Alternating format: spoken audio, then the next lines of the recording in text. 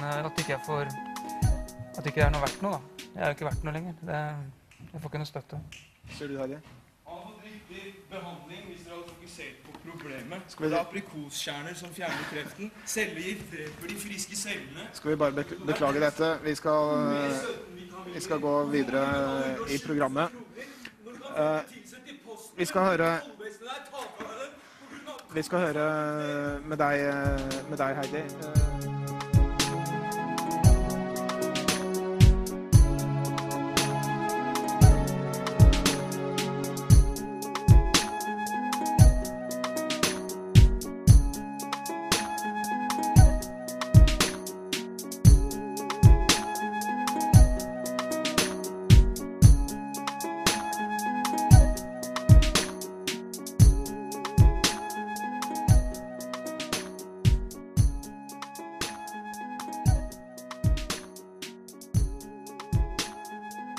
Bare avbryte han. Ja, nå er politiet her. Nå skal jeg først ha en legitimasjon på det. Jeg går ikke med på det. Jeg er ikke plikta til å gi deg... Du er plikta til å oppgi personalet til politiet? I forhold til menneskerettighetsloven, i forhold til FNs menneskerettighetserklæring, så har jeg lov til å ferdes fritt i dette landet her. Jeg er en fri mann av landet. Jeg trenger ikke å måtte bevise hvem jeg er for at jeg skal stå her i dag. Ikke? Nei, jeg trenger ikke det. Så lenge jeg ikke har gjort noe og skadet noen andre, så trenger ikke jeg gi dere legitimasjon. Og da vil jeg har dokumentene, jeg har FNs dokument i bilen min, jeg kan gjerne hente den der, og den er universal, den gjelder i alle land. Takk skal dere ha. Du er pliktig, skjønner du, til å oppgi personalet. Ifølge deg så er jeg det, men ifølge meg så er jeg ikke det. Hvorfor skal dere ha Jeg ønsker ikke det. Og jeg jobber her nå, så dere forstyrrer. Jeg jobber som journalist for Nyhetsspeilet. For Nyhetsspeilet? Ja, og nå kommer det enkelte politikere ut, og jeg har lyst til å stille med et par spørsmål. Okay, ja, i fred og ro. Vi har fått klage på deg. Du som journalist, da, det var kanskje litt for... Journalister blir undertrykket om dagen. Vi får ikke lov. Jeg spurte til og med før showet startet om det er lov til at publikum kan komme med noe innspill. Så sa de, nei, det er bare politikere her som får lov å snakke her. Og det synes ikke jeg er riktig. Bra, så får du fortsette å kjempe for din... Det skal jeg gjøre, takk skal du ha. Hei sann, kom fra Nyhetsspeilet TV. Kan jeg få stille deg et par spørsmål? Var ikke det du som lagde den scenen der inne, var det ikke det? Jeg bare ville fortelle en alternativ... Du ødela hele opplegget. Nei takk. Jeg synes leger, det er dere som på en måte utelukker de virkelige alternativene som fungerer. Naturen er det eneste middelet. Dere har gjort det til en bedrift å selge oss kjemikalier som ikke fungerer. Ikke plag meg. Jeg plager deg. Du plager oss med den forskningen din. Ja, vær i fred. Hvorfor skal ikke han svare på folket når han er på offentlig? Han vet han er skyldig, vet du, det er derfor han går.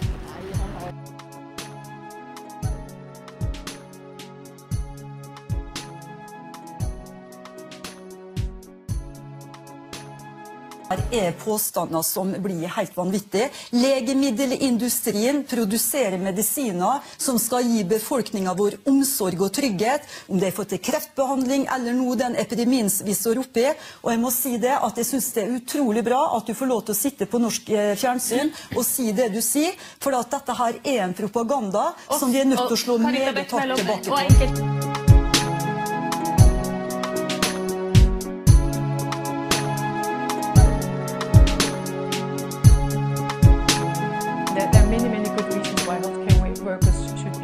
Consider immunization for their own safety, but also to protect and first to no harm to the patients that they are treating.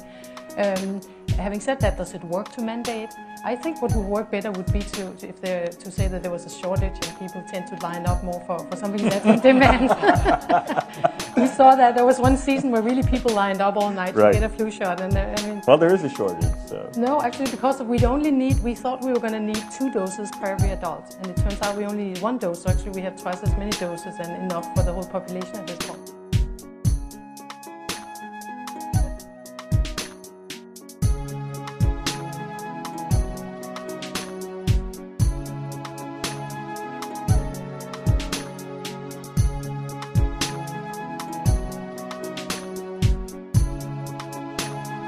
Applications and is relatively cheap. But as CTV's medical specialist Eva Favreau explains, redeveloping the drug may not fit into the business plans of the big pharmaceutical companies. Dr. Evangelos Mikalakis has given cancer researchers a brand new lead with an old drug, a cheap, inexpensive powder that costs just pennies a dose. You typically get this eureka kind of feeling. And it's actually the most exciting thing scientists can get. The drug, called DCA in short, has been used for decades in humans with some rare inherited diseases. When he added it to the water of mice and rats given human cancers, the results surprised him. And has this big tumor growing in his back. So you can see that even after 3 weeks there is a significant or 70% decrease in tumor size.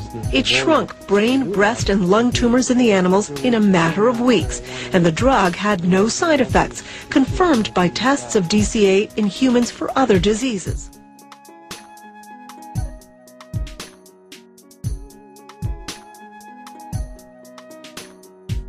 Yes, since last year, more and more patients approached us because there were success stories, and of course there were patients whom we couldn't help, but there were more and more patients that we could.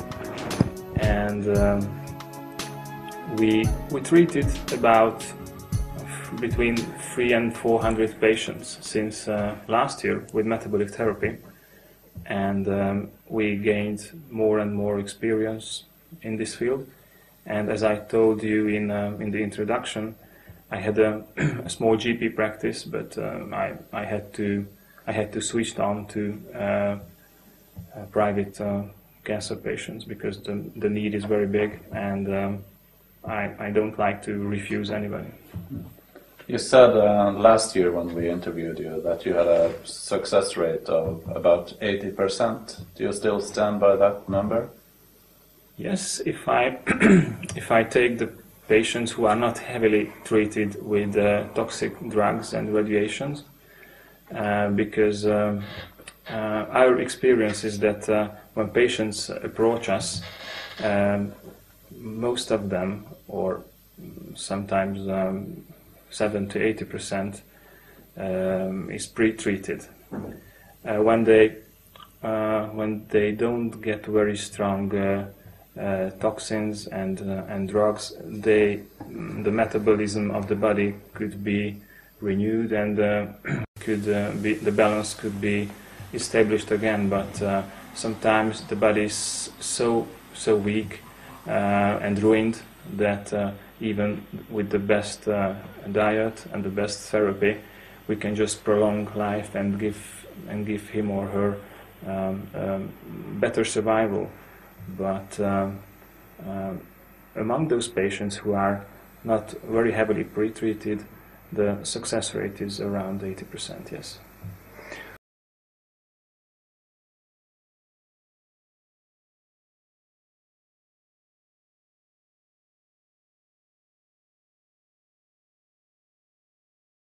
I've heard about chemotherapy, if we talk about the conventional treatments. I've heard statistics that say that chemotherapy is only efficient in, say, 2.1 to 2% of the cases. So could you please tell us about this? Do you know anything about this statistics? Yes, we know these statistics, and we can agree with that. And it's not surprising, because chemotherapy is an alien drug for a living system. It's just a chemical which is designed to kill, not to cure. So I would be very surprised if it could cure.